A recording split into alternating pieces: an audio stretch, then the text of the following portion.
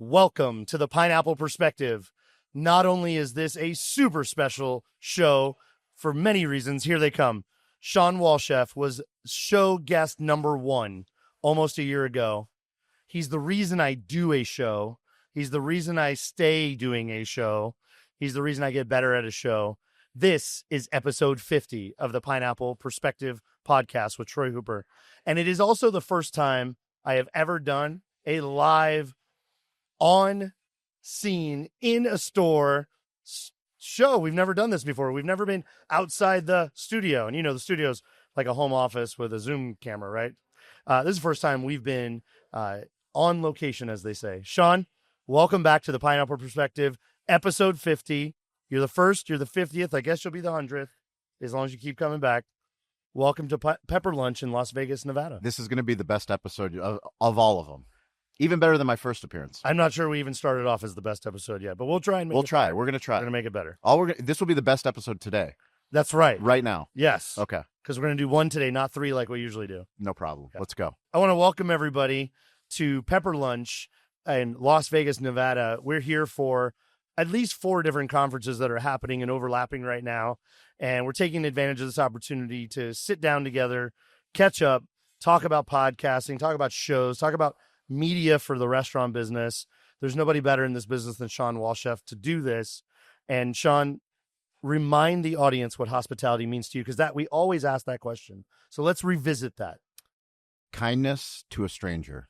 Hospitality summed up is when you don't know someone, how do you make them a friend forever?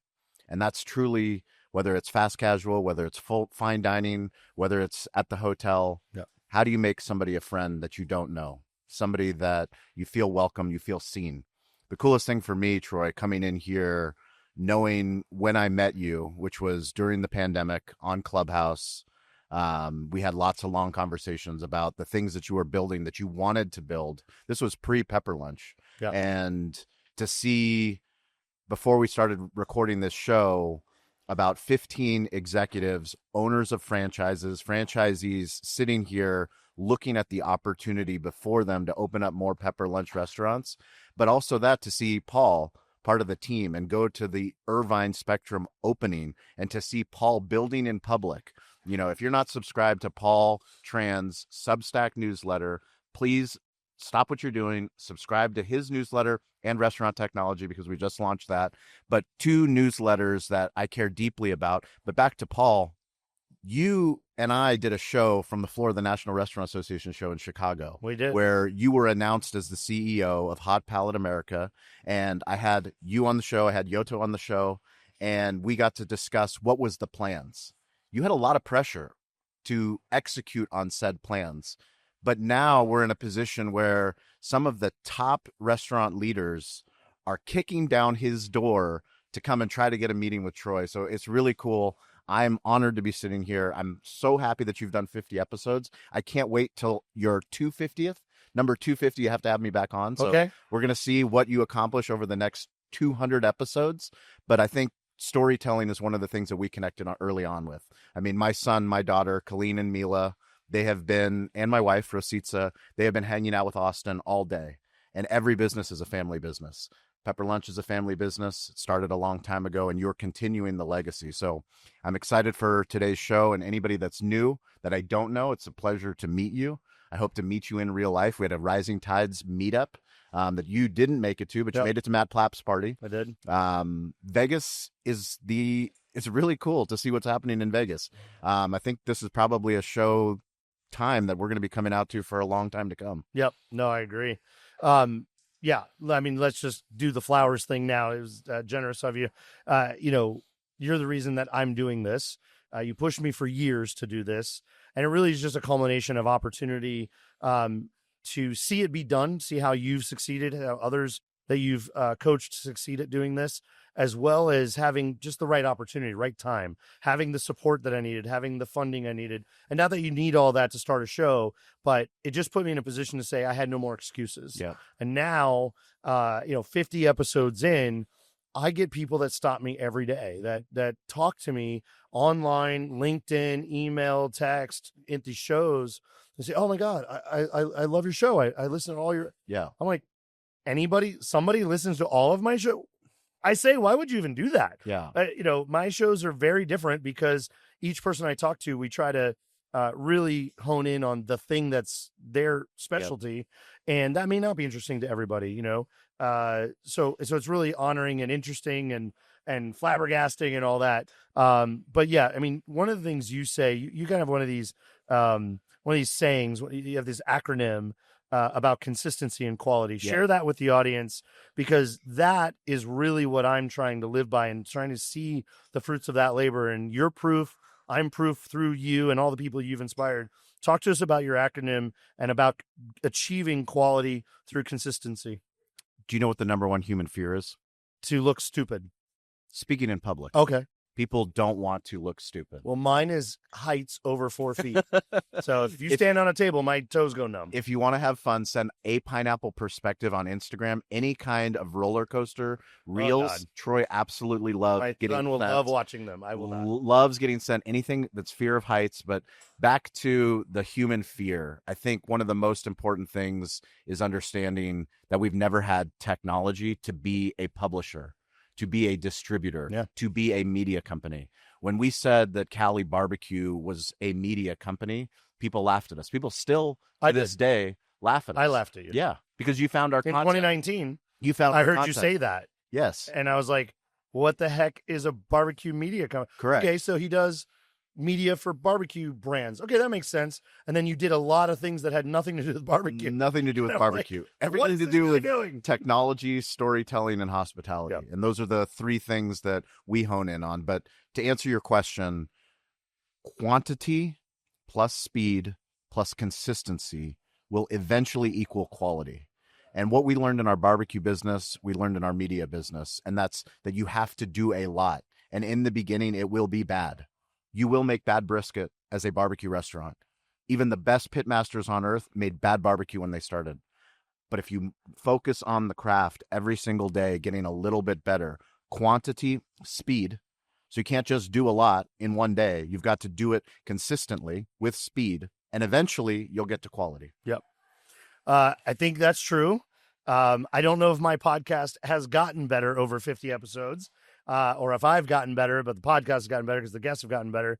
But it is just inherently true. It's just there's a comfort level.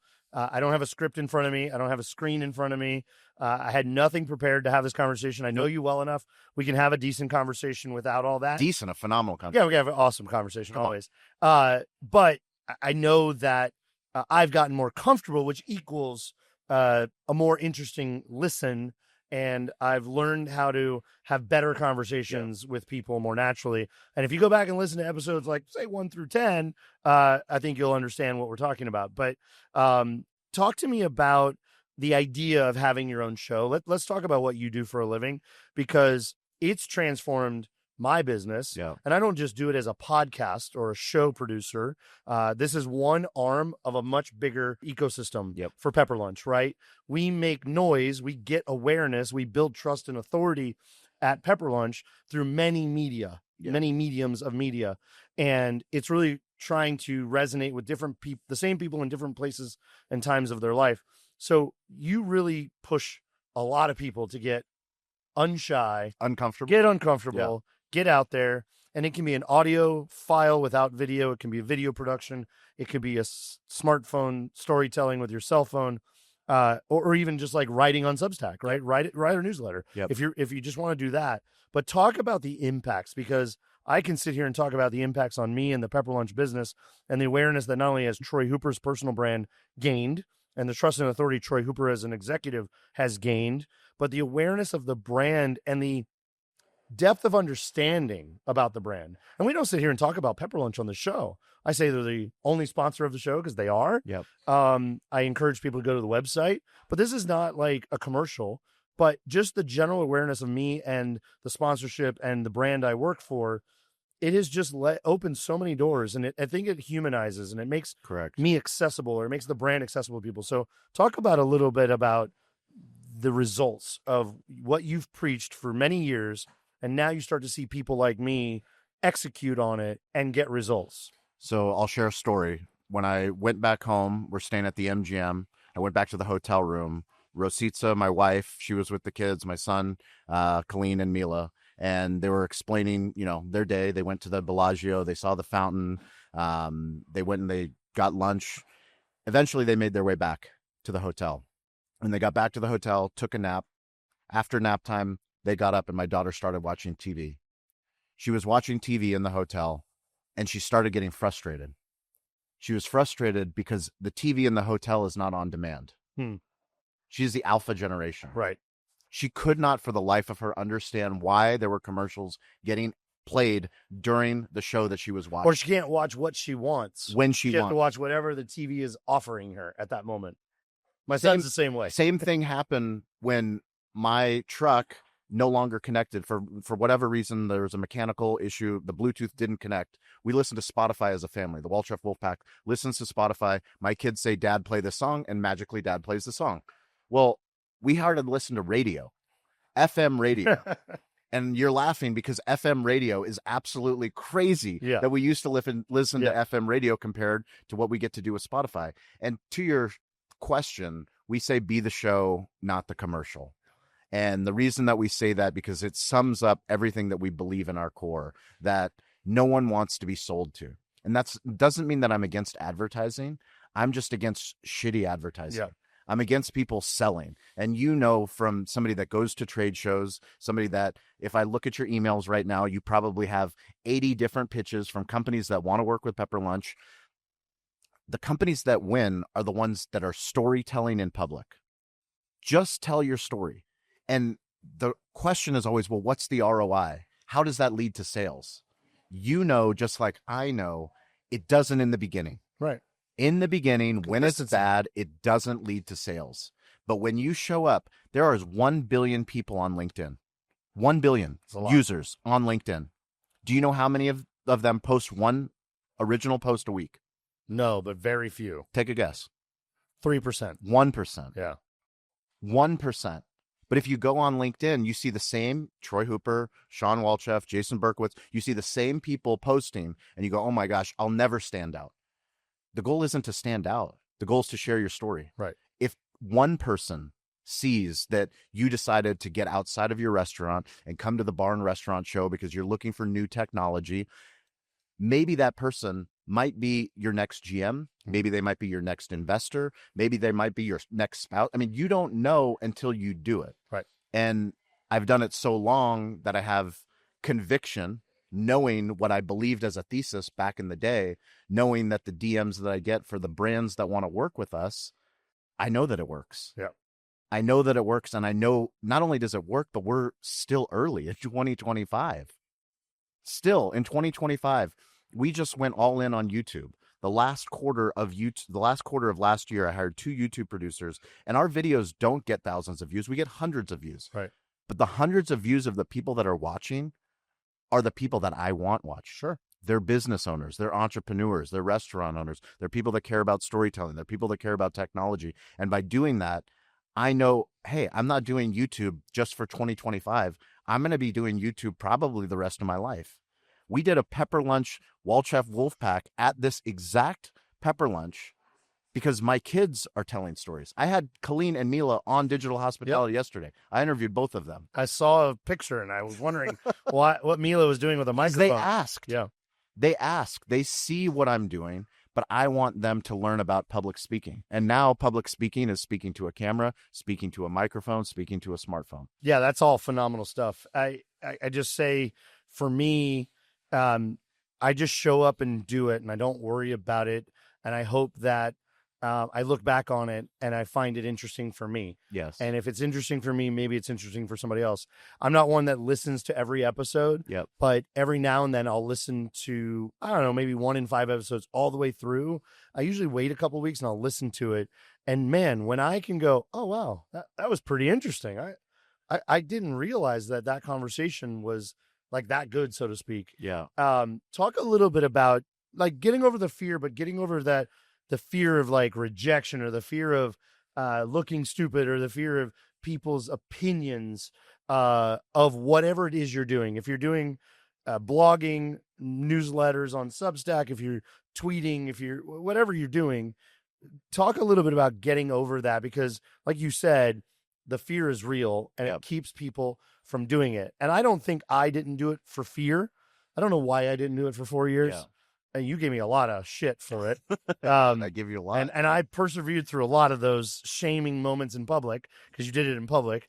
Because you respond better in public. Yeah. So talk a little bit about, how do you convince people to just pull out that phone and make that first video, that first audio recording, write that first blog? How do you get people past that moment? I think if you're watching this and you're not posting on LinkedIn or you're not posting on Instagram Reels, it's understanding that it's not one video that's going to change your life.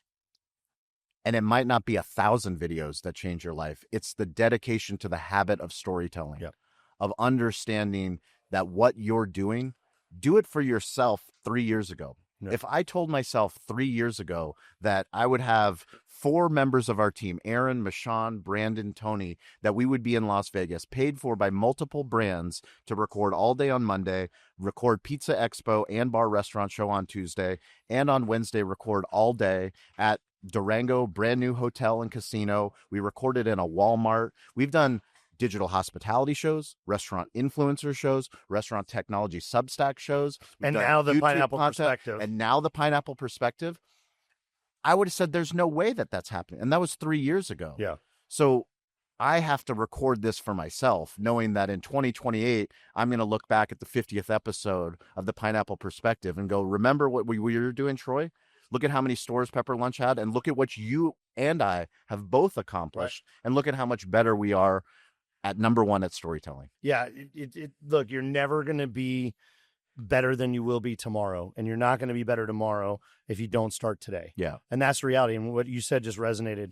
Imagine if I had started 3 years ago. Yeah. When you said, Troy, just pull out your phone, man. Just do something. Like, you don't need fancy equipment. You don't need a fancy microphone, which my kid broke another arm off my, because he likes to pretend to be, a singer. I don't use that microphone even still. Yeah. Like, I have no problem popping down in a hotel room, and I don't care what the background is. None of that matters. Yeah. What matters is the substance of the conversation, the storytelling, the resonance, and the intent. The intent is to share information through other people that my audience and that audience will find itself.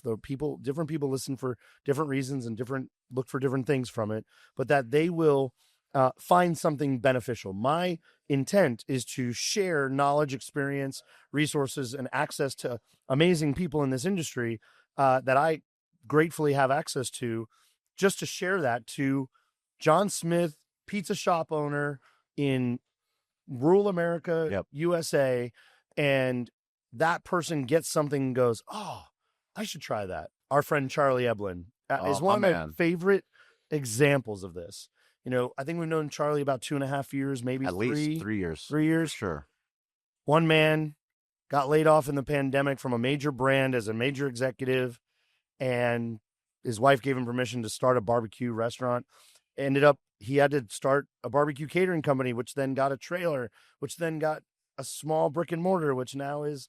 It wasn't even a brick and mortar. He got a space in a bar. Yeah, I got a space in a bar. Yeah, right. I forgot that. He got a space in the bar. But here's a guy who basically had probably never made a video in his life, never recorded his thoughts or his experiences. And he just started going live on Instagram from the trailer. Yep. He started recording at the events he was doing. He started telling people where he was going to be. His business started to grow. Yep. And then that has turned into...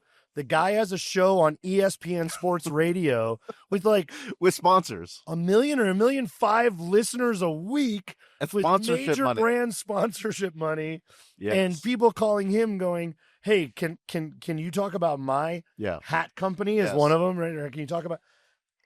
And that's in 3 years because he started. Yep, he started, and I think that's a phenomenal example and one that Charlie would give Shawn a lot of credit for. In encouraging him. Well, I think one of the coolest things for me, it's something, my grandfather, he taught me the thing that I say on every show, on every stage, which is stay curious, get involved, and ask for help. Curious people will be listening to this podcast. Curious people watch a YouTube video to get better. Curious people go to a conference, read a book, but you have to do something with that curiosity. And to the Charlie Eblin's point, he took that information and he applied it. Yeah. he applied it and he wanted data. Like, I'm not going to do one video and hope that it's going to transform my business. I'm going to do 1,000 videos. I'm going to do 10,000 videos. I will do whatever is necessary to make sure that I learn this craft if it is something that I believe in. And he asked for help. He asked for help from you. He asked for help from me. He asked for help from our community. And a shout out to the Rising Tides community, because that started on Clubhouse, building in public. Yep. Like, how do you turn a barbecue restaurant into a media company with Stover, with Toby? Well, with wait a minute. CJ? Here's how it actually started. Shawn had this crazy idea. Shawn was going to have his weekly all-hands staff meeting live on Clubhouse. We did. And I tuned in as one of the first people that maybe even sometimes the only guy tuned in. And I'm like, what? Shawn's having an employee meeting, a staff meeting on Clubhouse. All hands. And then people started. Wasn't many hands, but they were all hands. And he's like, well, maybe I should start talking to these people and having conversations about what's going on in their business and their life. Pretty phenomenal stuff. But to the point of the Rising Tides community, one of the things that we do is, who are you and what do you believe? Yeah. And the reason we ask that, even though we have a community of people, Elizabeth Doss, Scott Turner, Richard Liverman, Jason Berkowitz, Matt Wampler, Laura Wilbur, too many amazing people to name that show up, but we make them say, who are you and what do you do? What do you believe in? Not what do you do, but what do you believe in? Right. Take 60 seconds, because to the storytelling point, I just recorded this morning a restaurant technology Substack interview with Zach Oates. Yep. Now, Zach Oates owns Ovation, guest satisfaction, 2-question survey. Zach Oates is an incredible entrepreneur, become a very close friend of ours. I asked him to retell his story. Why? Because we're going to have new people that don't know who Zach Oates is, that don't know what Ovation is, doesn't know how that technology can help improve their restaurants, help them get better reviews. People have fear, myself included, of repeating myself. I don't want to say the same story, quantity plus speed plus consistent. But if you say it enough and it resonates, you have to say it more. Yep. Stay curious, get involved, ask for help. Like, are you ready? Yes, I'm ready. Do you know what I said to somebody else today? What did you say? And I say it almost once a day in my life. ABB. Always be branding. Always I said it to somebody today. But you have to repeat yourself. Yep. You know, and it's so hard to do, but the more that you do it, and you're a father, I'm a father, I do these things with my kids. You know, why do we fall? When Colleen was 2 years old and he started, why do we fall? So we can learn how to get back up, right. Dad. And now Mila knows, why do we fall? Why do we make mistakes? So we can learn how to get back up. Yep. But you have to repeat yourself, and you have to not have the fear of, I already posted that video. Right. You know, people have so much fear. I already posted once on LinkedIn. I can't post again. We're doing 3 a day now. 3 a day. Pepper Lunch is doing 3 a day. 3 posts Photo, a day. video, and some form of written or graphic post every day. And just look at the analytics. Massive. It's incredible. Yeah. It's absolutely incredible, because people go onto the platform to be entertained, to find out about the story. Yep. 2 things that you hit on. One is that get over self-doubt. We've covered that now. Now it's that sort of critical retrospection. I'll say this. I listened to some of the shows back when I think, wow, that sounded interesting, like I said, but also listen back and like ask myself, you know, what could I do to make this a little more interesting, do a little bit better? But I'm not counting ums and ahs. Yeah. I'm not worried about, half the time I'm not looking at the camera. 90% of the time I'm not looking at the camera. A cam, B cam, C cam. Yeah, we got 3 of them. I'm not looking at any of them. I'm not worried about what it sounds like. I want it to sound decent, but I don't sound as good as Stephen Bartlett or something. Okay, that's fine. But I'm not critical of myself and I'm not worried about what other people think about me. I guess I'm older and but I want to get people over that. So I get over the fear, I shoot it, and I'm afraid to publish it, because you talk a lot about the publishing. That's why speed is recording. Equation. Troy, shut up. I don't care if you recorded it. Did you publish it? Speed. The problem that people have, and myself included, that is, if it's not published, it's as if you didn't do it. 100%. You have to hit publish. And we have all of the tools to publish as a media company. We have you published before I got back from dinner last night. The photos and videos we did together an hour and a half before were published. I already had the collaborate and repost and post on your story. By the time I got to bed last night, you had already published the whole day. Because the amount of quantity of work that we've done on Monday, on Tuesday, I know that if I don't publish it tomorrow, we're going to check out of our hotel. Yep. I'm going to drive 6 hours. You're going to take our time to get back to San Diego. By the time I get back, I'm going to have emails to answer. We have meetings that we're going to be taking. It's going to be like, what happened? Right.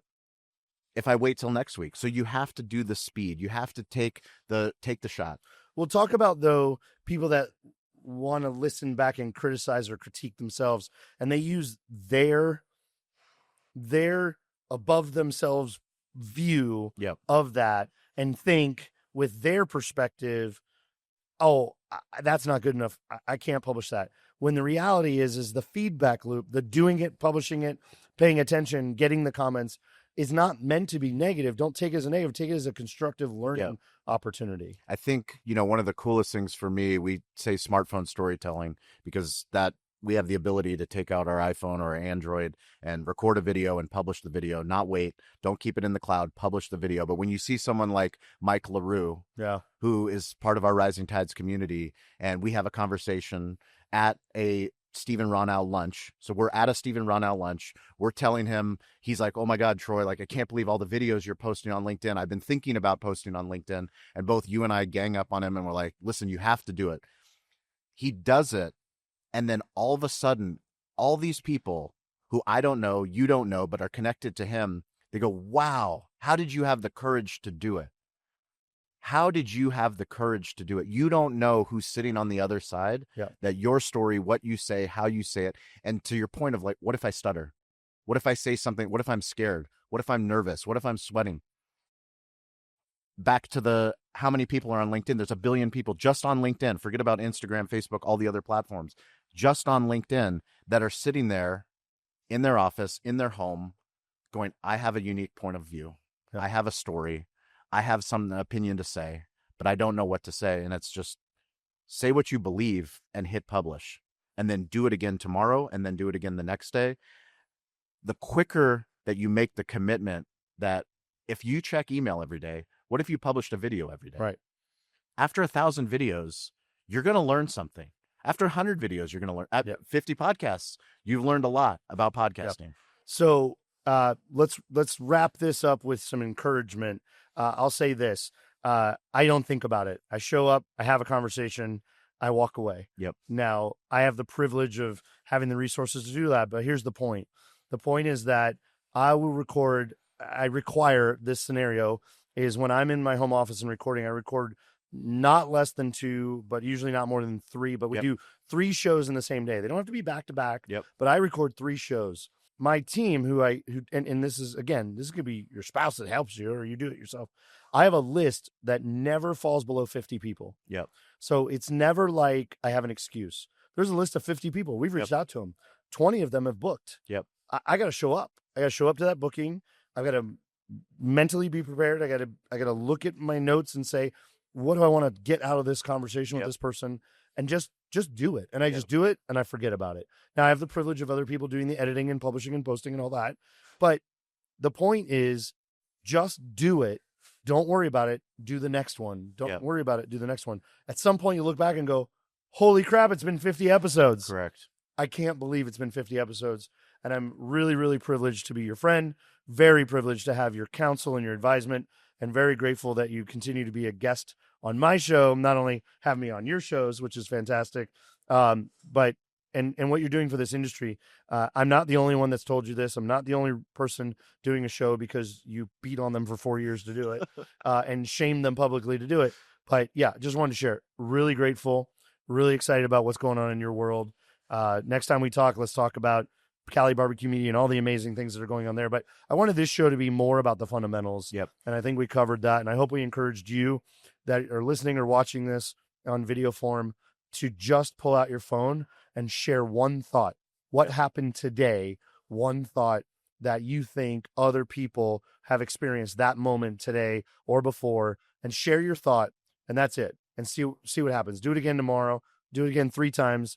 Treat video or audio just like you would a Twitter file or a tweet or an X or whatever the hell they call it. They got to come up with something for that. I know. And just do it.